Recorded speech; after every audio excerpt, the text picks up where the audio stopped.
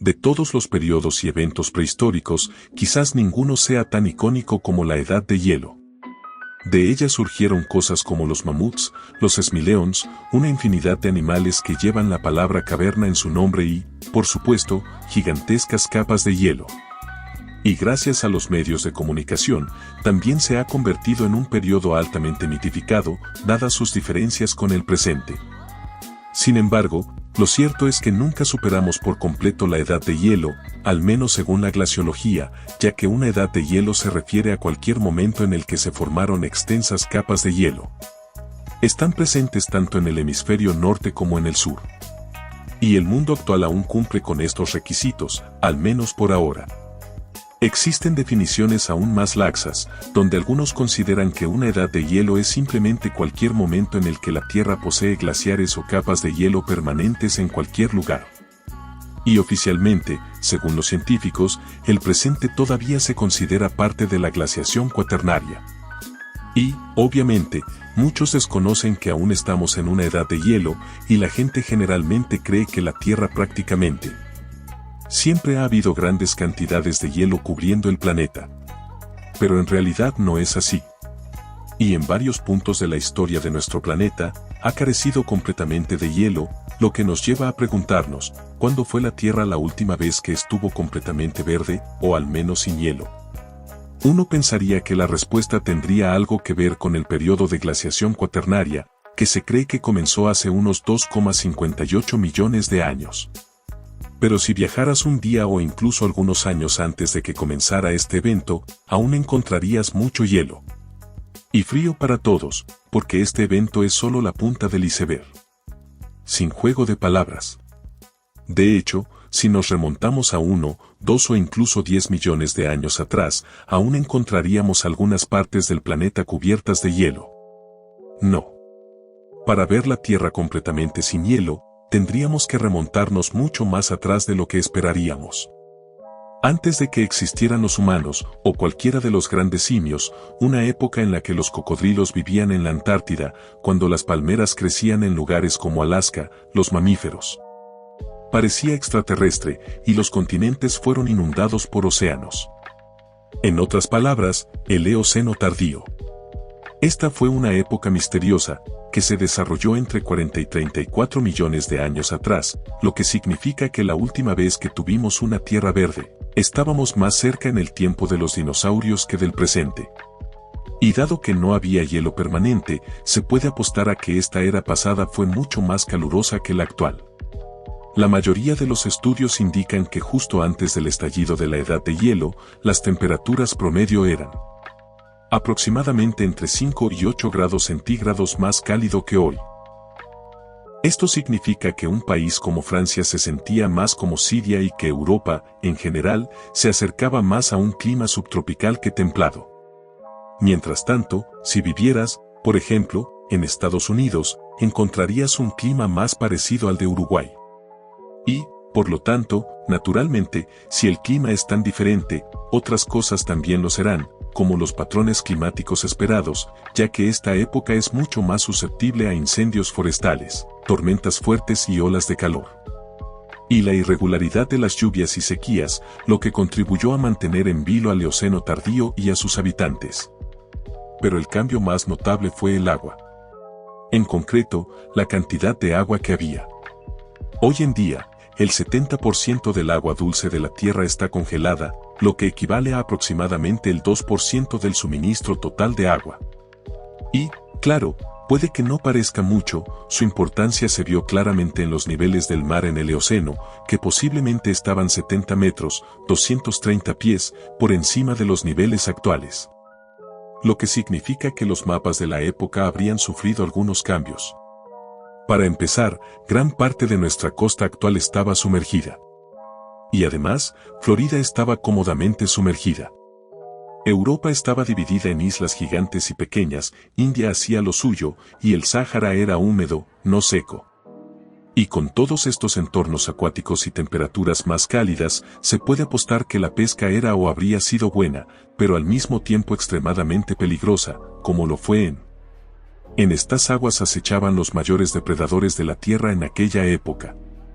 Y si conoces algo sobre las aguas del Eoceno, probablemente no te sorprenda saber que esto incluía al basilosáurido, un animal muy importante en aquella época, ya que o mejor dicho, su familia, eran los principales depredadores de la tierra a los que me refería. En pocas palabras, estos animales son un grupo ahora extinto de ballenas. Pero no eran como las ballenas que conocemos hoy, ya que eran todo lo contrario. Gigantes gentiles, hiperdepredadores, con dientes muy desarrollados de aspecto agresivo, cuerpos aerodinámicos y poderosas mandíbulas que, francamente, les daban a algunos una apariencia más parecida a la de los mosasaurios que a la de otras ballenas. Esto también podría explicar por qué este grupo fue inicialmente identificado erróneamente como reptiles marinos en lugar de mamíferos. Además de tener una constitución ideal para matar, este grupo también tenía otros problemas. Primero, eran el equivalente prehistórico del Señor Mundo, dado que el Basilosaurus logró expandirse en todos los continentes de la Tierra, incluida la Antártida, y lo hicieron simultáneamente. Es decir, si alguna vez te encontrabas en un océano o mar del Eoceno tardío, tenías casi garantizado nadar hacia uno de ellos si te quedabas allí el tiempo suficiente. Además, no solo se encontraron en todos los continentes, sino también en prácticamente todos los entornos de agua salada, incluyendo océanos abiertos, mares interiores poco profundos y, en algunos casos, incluso ecosistemas salobres como marismas y manglares. Y sabemos esto a partir de restos fosilizados de múltiples géneros, como, por supuesto, el basilosaurio, pero también Dorodon, Sagacetus y Estroyus, que juntos conquistaron regiones que incluso incluían lugares como el desierto del Sáhara. Así que, esta influencia generalizada fue el primer problema, pero luego estaba el segundo, que era el hecho de que estos animales venían en prácticamente todas las formas y tamaños imaginables, lo que convertía a casi cualquier animal a su alrededor en un objetivo potencial. En el extremo inferior estaba Tatsus, quien era, por el camino, llamado así en honor al rey Tutankamón, y a pesar de ser el más pequeño, era mucho más grande que todos nosotros, midiendo más de 2,4 metros, 8 pies, de largo y pesando lo mismo que un tiburón toro grande. Así que no son buenas noticias para animales de tamaño humano. Y luego, en el extremo opuesto del espectro, estaba el Paracetus. Ahora bien, es muy probable que hayas oído hablar de este animal antes, ya que durante un tiempo se consideró un candidato potencial para el animal más grande. Y no solo de su época, sino de todos los tiempos, se estima que pesaba 340 toneladas, lo que, para ponerlo en perspectiva, sería como destrozar 7 tanques y luego ponerle una cola. Y lo curioso es que en realidad no era tan largo, pues medía solo 20 metros o 65,6 pies, lo que significa que se parecía más a un tiburón ballena que a una ballena azul. Así que, un ejemplar enorme. Dicho esto, resulta que estas estimaciones originales estaban muy lejos de ser exactas, pero sigue siendo el basilosaurio y animal más grande de todo el Eoceno. Ahora pesa entre 35 y 50 toneladas. Irónicamente, a pesar de ser el más grande, probablemente también era el más amigable, al menos con los animales más grandes, ya que debido a su complexión robusta, el Perseus era bastante lento e incapaz de moverse libremente, probablemente con dificultades para ajustar la profundidad y, por lo tanto, probablemente pasaba la mayor parte de su vida en aguas poco profundas devorando animales bentónicos en lugar de ser un asesino de gigantes. Aunque incluso con el Paracetus fuera de juego, había otro basilosaurio que era enorme y sediento de sangre.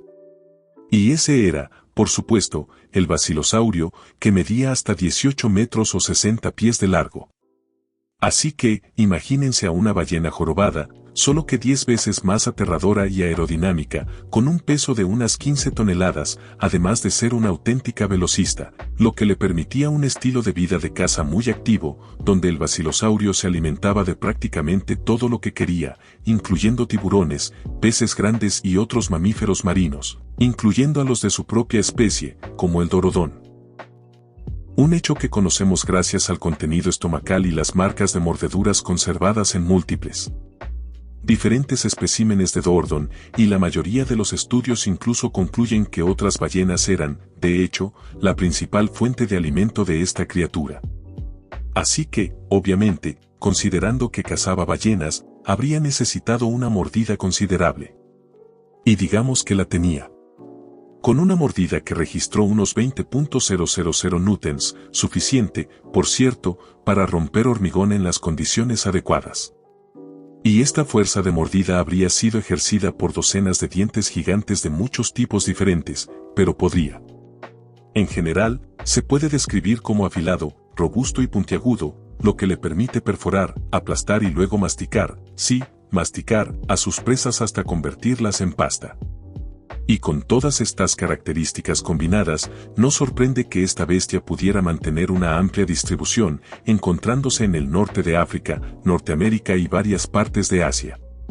Si bien los Basilosauridae fueron, en última instancia, una parte importante de lo que distinguió a la Tierra sin hielo, sin duda no son las únicas reliquias perdidas de la época de otras rarezas y monstruosidades que habitaban en las aguas. Y esto, por supuesto, incluía múltiples tiburones, incluyendo un género muy peculiar, llamado Odis. Puede que esto no le suene, pero el Odis es en realidad el mismo género que dio origen al megalodón. Sin embargo, la época del megalodón tuvo que esperar un poco, ya que aún no había evolucionado. En cambio, la especie de Odus que nadaba era el Auriculatus, un tiburón gigante por sí mismo, capaz de alcanzar los 9,5 metros, 31 pies, de largo, comparable a las orcas más grandes registradas. Y. Considerando eso, probablemente no sorprenda saber que este tiburón era otro superdepredador de la época que utilizaba una boca gigante y dientes afilados como cuchillas para destrozar animales. Esta ferocidad y tamaño le permitieron disfrutar de una distribución global, al igual que el basilosaurio, que se encuentra en Europa, Estados Unidos, Asia e incluso la Antártida. Y, como guinda del pastel, es muy probable que también existiera otra especie de Otus, incluso más grande. Eso, el oblicuo, que en algunos casos podía alcanzar los 12 metros o 39 pies, lo que lo hacía más comparable no a las orcas, sino a los grandes tiburones ballena. En otras palabras, probablemente querrías llevarte un cubo de palomitas de maíz al final del ocaso, ya que los tiburones gigantes contra las ballenas depredadoras gigantes probablemente se enfrentaron al menos una o dos veces. Y aunque ha cambiado en muchos sentidos, los tiburones y las ballenas de hoy siguen estando bien. Pero no todo lo que existía en aquel entonces ha tenido tanto éxito, y quizás tanto mejor, ya que las temperaturas más cálidas del difunto doctor también propiciaron la aparición de muchas otras criaturas espeluznantes. Pero quizás una más que otras, en concreto, las serpientes marinas gigantes. Ahora bien, sí, hoy tenemos serpientes marinas, pero afortunadamente no son enormes ni se interesan demasiado por nosotros. Pero durante la última etapa del dojo, no sé si se podría haber dicho lo mismo que en aquel entonces, eran unidades absolutas, como se demuestra mejor en el Paleopedía, una familia entera de serpientes marinas extintas que eran incómodamente grandes, como en él. Las serpientes acuáticas más grandes de todos los tiempos. Las dos más grandes fueron la Venus de terraza y el Paleopus. La primera era la más pequeña de las dos, con 5,7 metros, 19 pies, lo que la equipara a algunas de las serpientes más grandes de la actualidad. Irónicamente, seguía siendo diminuta en comparación con su pariente, el Paleopus, que, a juzgar por sus vértebras, podía alcanzar la asombrosa longitud de 12,3 metros, 40 pies. En otras palabras, 4 veces más larga que cualquier serpiente marina viva en la actualidad y muy cercana al tamaño de la Titanoboa, la serpiente más grande de todos los tiempos. Y, por ahora, se considera la tercera serpiente más grande jamás identificada. Y a pesar de su tamaño, los paleopedas no eran solo gigantes torpes. Eran nadadores muy hábiles con colas grandes y comprimidas que actuaban como aletas caudales y habrían nadado en el agua con un movimiento ondulante, al igual que las serpientes marinas actuales. Pero lo que resulta un poco extraño e incómodo es que eran mucho más robustos y de complexión fuerte de lo que cabría esperar de una serpiente marina acuática. Esto llevó a los paleontólogos a creer que los paleopedagógicos habrían necesitado recurrir al sigilo y a las emboscadas para atacar a presas grandes e incautas, a quienes luego habrían matado con mandíbulas extraordinariamente poderosas y bocas hiperflexibles que les permiten tragar cosas enteras como tiburones, peces y posiblemente incluso ballenas pequeñas. Y, como era de esperar, las serpientes gigantes extintas pueden sobrevivir bastante bien. Además de ser superdepredadores, también se encontraron globalmente, al igual que los tiburones y las ballenas, lo que puede. También se puede atribuir en parte a temperaturas más cálidas que les dieron acceso a zonas que hoy en día serían típicamente demasiado frías, lo que hacía que las aguas del Eoceno tardío fueran algo que debían evitar por completo.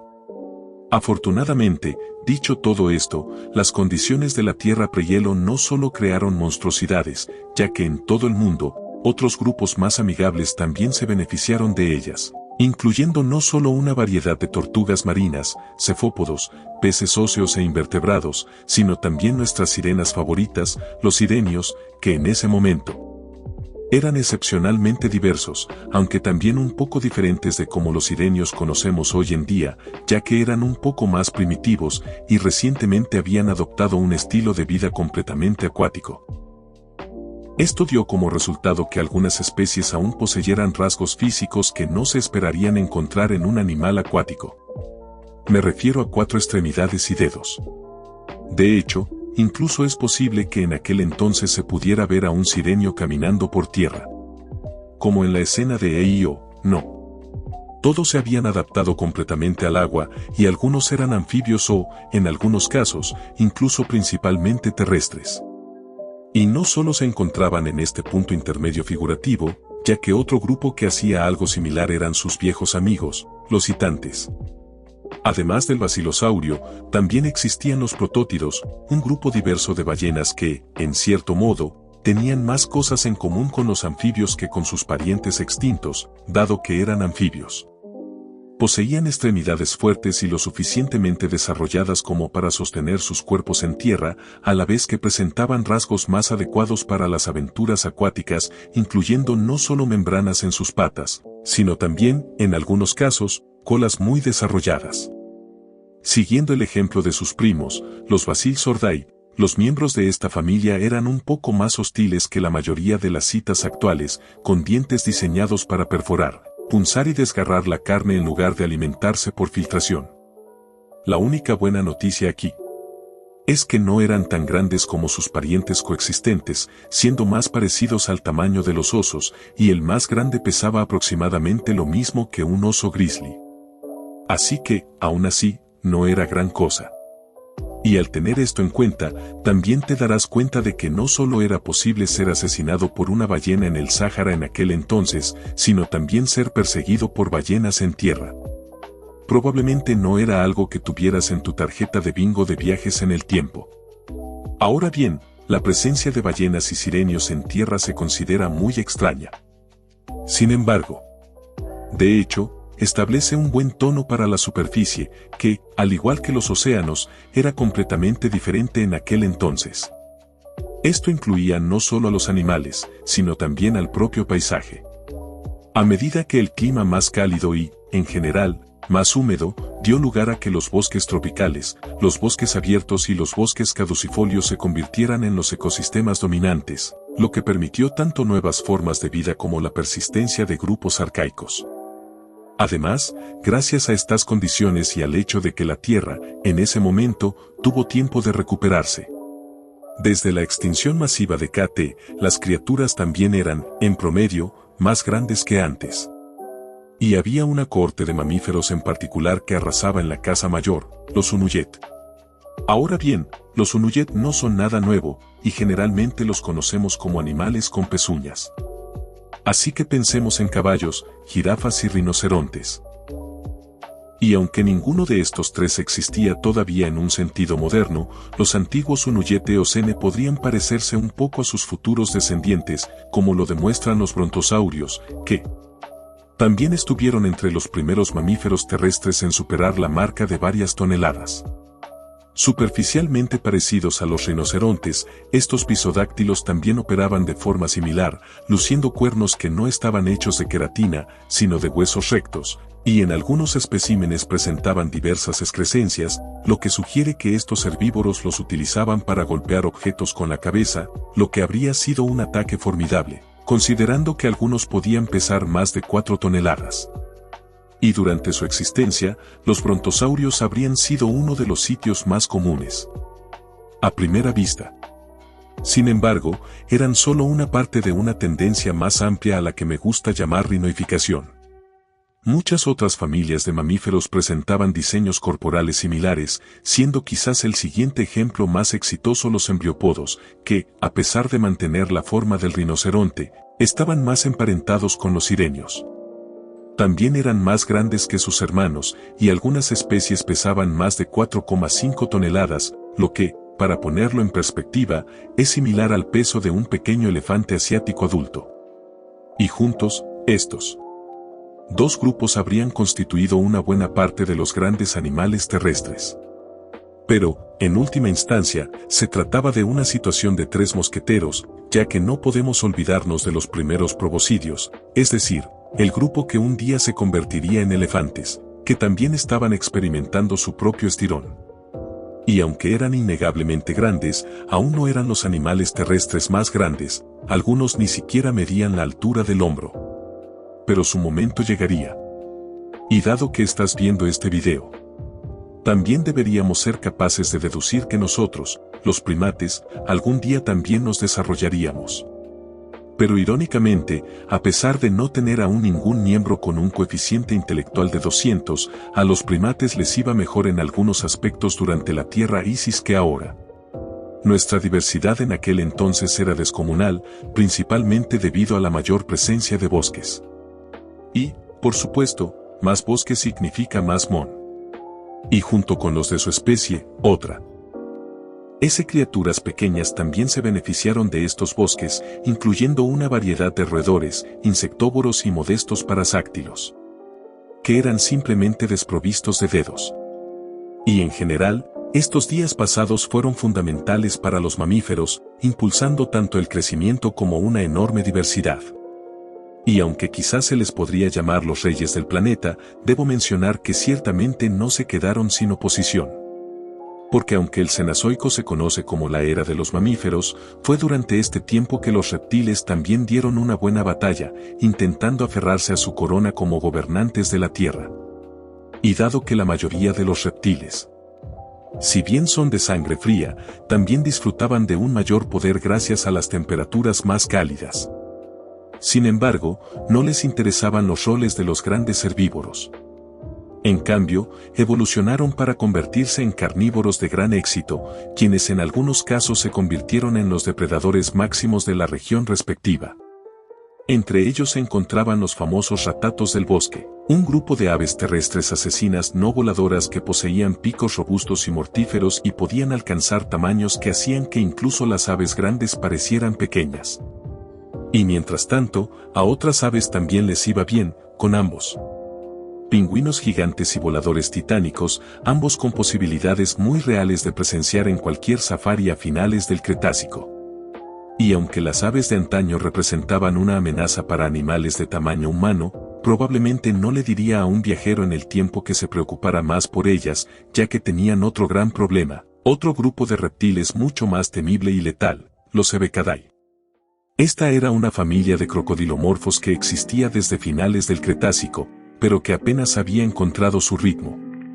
Tras la desaparición de los dinosaurios, lo que en parte los convirtió en los líderes del Eoceno y los mayores depredadores terrestres de la época.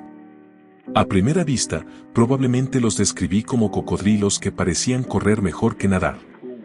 Y en realidad lo eran, pues cada miembro era terrestre y carnívoro, además de tener dientes cerrados puntiagudos y comprimidos lateralmente, rasgos que se suelen asociar con terópodos más grandes, no con cocodrilos. Y estos dientes por sí solos convertían a los eócidos en una amenaza para sociedad. Pero, por curiosidad, también desarrollaron la ventaja adicional de ser gigantes absolutos. En el hemisferio occidental, existía el Brinasuchus, un miembro cuyo tamaño teórico máximo era de 10 metros, 33 pies, de largo, lo que le otorgaba un peso de aproximadamente 2 toneladas, superior no solo a cualquier depredador terrestre actual, sino que también le daba una buena oportunidad de ser el carnívoro terrestre más grande desde los dinosaurios. Y justo en el mismo momento en que estaba dando sus primeros pasos, también existía el Dentañosuchus al este, que era un poco más pequeño, de 4 metros o 13 pies, y con un peso de 1 tonelada. Aún así, era lo suficientemente grande como para ser considerado el depredador cenozoico más grande que Europa haya visto hasta la fecha. Y la verdadera mala noticia es que, además de ser más grandes que la mayoría de los demás animales, los sabbaticads también eran increíblemente robustos, lo que llevó a los paleontólogos a creer que eran bastante buenos cazando a los pocos animales que los superaban en tamaño. Así que, incluso en la era de los mamíferos, las cosas no siempre pintaban muy bien. Sin embargo, eso no significa que los mamíferos estaban siendo completamente derrotados, ya que durante este periodo algunos también estaban logrando grandes avances en la tecnología de la matanza. Casualmente, la situación era similar a la de los megaherbívoros, donde muchos grupos adoptaban un enfoque similar, excepto que, en lugar de la ramificación, la tendencia de los carnívoros era desarrollar cabezas y mandíbulas proporcionalmente masivas capaces de infligir daños catastróficos, lo cual se demuestra fácilmente en múltiples grupos como los hienodontes, los perros oso, los meónicos y los icónicos cerdos infernales, que en promedio son los más grandes del grupo, a veces son los mamíferos más grandes de un ecosistema determinado. La tendencia general hacia la aparición de cabezones mortales se debió en parte a que los depredadores de la época priorizaban la potencia sobre la velocidad y la emboscada sobre la persecución, además de ser ligeramente más primitivos en general. Sin embargo, hubo algunos depredadores amelianos más derivados, como los esporacodones y los nimrade. Estos últimos también se conocen como los falsos dientes de sable. Por el hecho de que no eran felinos, pero sí tenían dientes de sable y desarrollaron tamaños y formas notablemente similares a los observados en felinos extintos, siendo el más grande de ellos aproximadamente del tamaño de un león. Y en muchos casos, fueron estos grupos de mamíferos que acabo de mencionar los que competían con los reptiles superiores, que, fíjense, también incluían serpientes terrestres, lo que representa prácticamente el momento más cercano en que el dominio de la Tierra se dividió entre mamíferos y reptiles, al menos en cierto sentido. Y quién sabe cómo habrían resultado las cosas de no ser por ese molesto hielo, que finalmente lo arruinó todo. Como se mencionó, el Eoceno tardío fue más cálido que el actual. Pero había estado experimentando una tendencia al enfriamiento que explotó hace aproximadamente 34 millones de años durante la transición entre el Eoceno y el Oligoceno. Y todo fue culpa de la Antártida. Ahora bien, hubo otros factores involucrados, como la reducción de los niveles de dióxido de carbono. Sin embargo, las cosas solo cambiaron realmente